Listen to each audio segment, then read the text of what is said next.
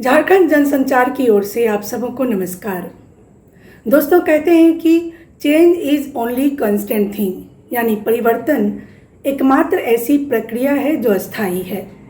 ठीक इसी तरह से बहुत सालों बाद हमारे सामने नई शिक्षा नीति आई और बहुत सारे ऐसे सकारात्मक और अच्छे बदलाव उसमें नज़र आ रहे हैं, जिस बदलाव के सहारे हम नई पीढ़ी का निर्माण इस प्रकार कर सकते हैं कि भारत को विश्व गुरु बनते हुए देखने का सपना साकार हो सके। सबसे पहले तो मानव संसाधन विकास मंत्रालय की जगह इसका नाम शिक्षा मंत्रालय किया गया।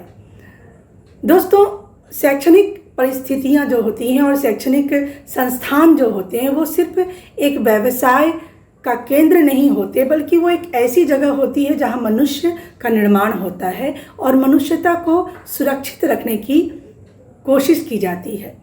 ऐसी परिस्थिति में शैक्षणिक परिदृश्य में और शिक्षा की पद्धति में बदलाव एक आवश्यक बात नज़र आने लगी थी और उसी पर बात करते हुए, उसी पर काम करते हुए माननीय प्रधानमंत्री जी के नेतृत्व में हमारे सामने नई शिक्षा पद्धति आई जो 5+3+3+4 के सोपान को अनुसरण करती है।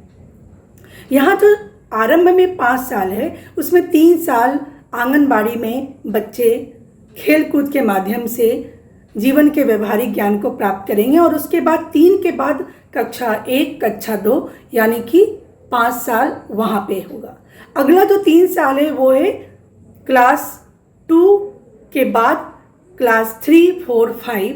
उसके बाद का जो 3 साल है वो क्लास 6, 7, 8 और अंत का जो 4 साल है वो है 9, 10, 11, 12।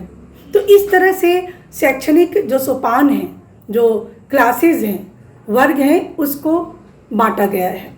साथ ही ये कोशिश की गई है कि मेन जो पाठ्यक्रम है, जो मुख्य पाठ्यक्रम है, उसके साथ बहुत सारे एक्स्ट्रा को करिकुलर एक्टिविटीज़ को जोड़ा जाए, पाठ्यक्रम सहगामी क्रियाओं को जोड़ा जाए, क्योंकि पुस्तकों को पढ़कर बालक मशीन बनते हैं, जबकि उसके साथ साथ अगर वो बहुत सारे एक्टिविटीज़ में इन्वॉल्व होते हैं, बहुत सारे गैर शैक्षणिक सहगामी क्रियाओं में इन्वॉल्व होते हैं, तो उनके अंदर कौशल का निर्माण होता है। ये कौशल उनको आगे चलकर आत्मनिर्भर बनने में बहुत ही सहायक सिद्ध होता है।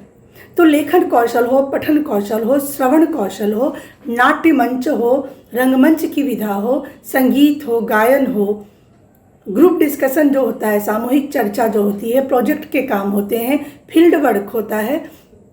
तो बहुत सारी ऐसी एक्टिविटीज़ हैं जिसमें बच्चे जब इन्वॉल्व होते हैं तो उनके अंदर एक सकारात्मक सोच का विकास होता है। साथ ही वो समुदाय में कैसे खुद को सामंजस्य बिठाकर जी सकते हैं, ये भी वो सीखते हैं और शिक्षा प्राप्त करने के बाद आत्मनिर्भरता के दिशा में भी वो इस कौशल के माध्यम से आगे बढ़ सकते हैं।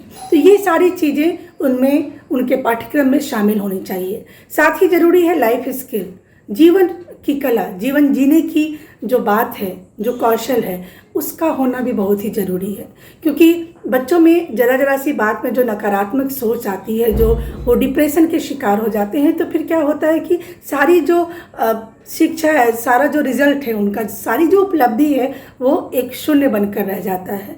तो ज़रूरी है कि बच्चे को हम स्कूली शिक्षा से ही जीवन जीने की कला भी सिखाएं।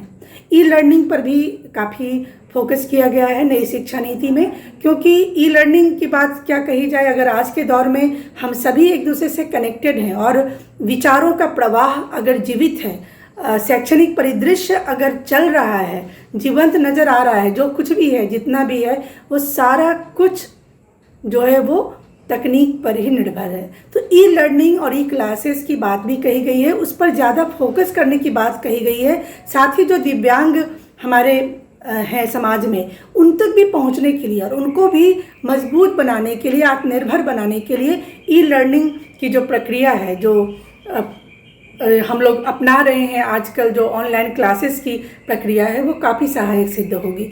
तो ई लर्निंग पर भी बात कही गई है।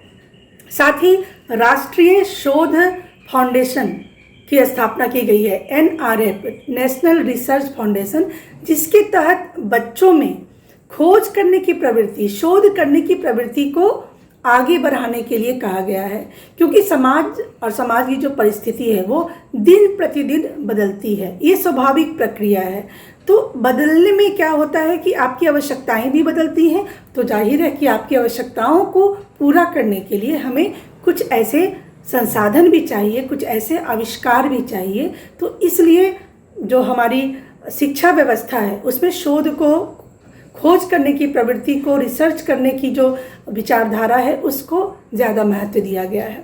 साथ ही बच्चों का जो रिजल्ट है, आकलन जब हम मूल्यांकन करते हैं तो उसको सिर्फ गणनात्मक नहीं करें, बस 1 2 3 4 और 100 में 90, 100 में 50 उस तरह के आकलन की बात नहीं करके दिन प्रतिदिन आकलन हो।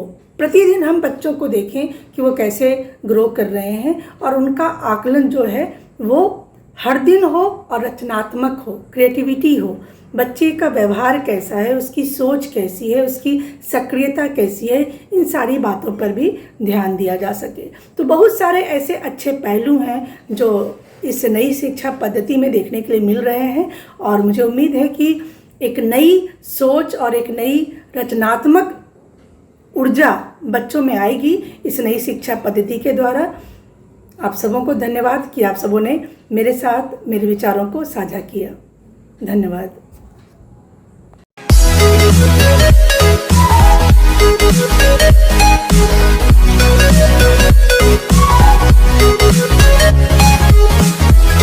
right back.